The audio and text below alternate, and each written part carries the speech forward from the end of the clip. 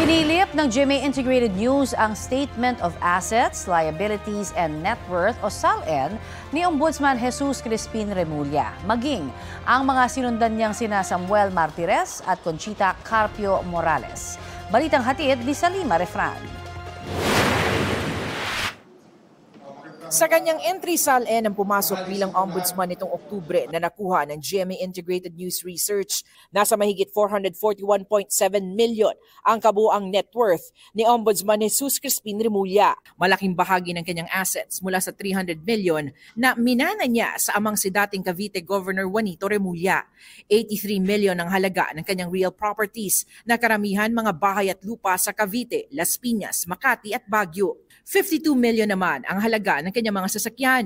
Nilista rin ni Remulla na may stock siya. May pagkakautang siyang 300,000. Sinilip din ng GMA Integrated News Research ang mga SALN ni Remulla noong panahong una siyang naging congressman. Taong 2005, isang taon matapos mahalal, ang dineklara niyang net worth nasa 20.6 million pesos. Pagtaas yan na mahigit 2,041% sa loob ng 20 taon kung ikukumpara sa kanyang net worth ngayon. Tiningnan din ng GMA Integrated News Research ang mga SALN ng mga ombudsman na nauna kay Remulla, sina Samuel Martires at Conchita Carpio Morales, na parehong naging Supreme Court Associate Justice bago naging ombudsman.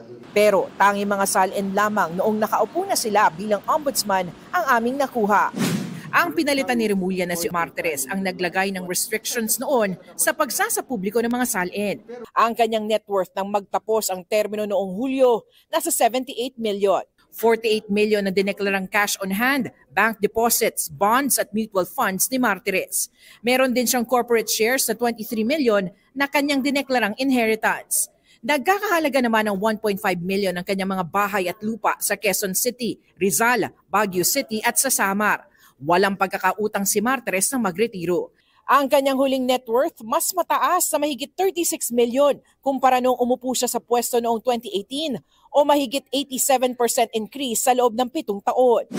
Si Carpio Morales nagtapos ang termino noong 2018 na may net worth na 80 million. Malaking bahagi nito, 54 million ay cash on hand, investments, pension at retirement benefits. Nasa mahigit 19 million ang real properties ni Carpio Morales, karamihan mga condo units sa Taguig, Makati, Maynila at Baguio City.